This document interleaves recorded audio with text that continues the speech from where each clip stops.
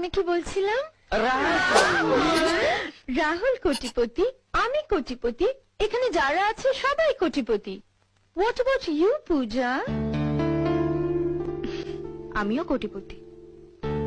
তুমি একটা ভিকিরি আর একটা ভিকিরিকে হাত ধরে বাড়িতে নিয়ে এসেছো। মা, Shut up! নিজে সবার ঘর নেই, শঙ্করাকে ডাকে। কার অনুমতি নিয়ে তুমি ওকে বাড়িতে ঢুকিয়েছো? সেটা আপনি আপনার ছোট মেয়েকে জিজ্ঞেস করুন। আমি কাউকে জিজ্ঞেস করবো না। এবারই মালিক আমি যা ভালো বুঝবো তাই করবো।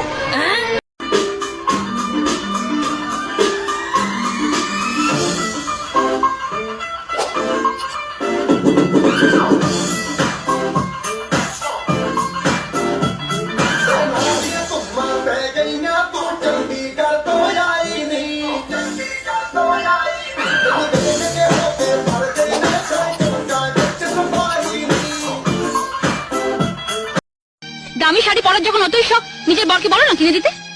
সে মূলত নেই। ভিখারি কোথাকার। কি বলছিস তুই টিয়া? তুই যা, আমরা বোনের মতো। তোর শাড়ি আমি পরবো, আমার শাড়ি তুই পরবি, এটাই তো স্বাভাবিক। থাক দিদি, অনেক হয়েছে। আবার না বলে বসো তোমার বরকে আমি রাখবো, আমার বরকে তুমি রাখবে, সেটাও স্বাভাবিক। টিয়া, কি?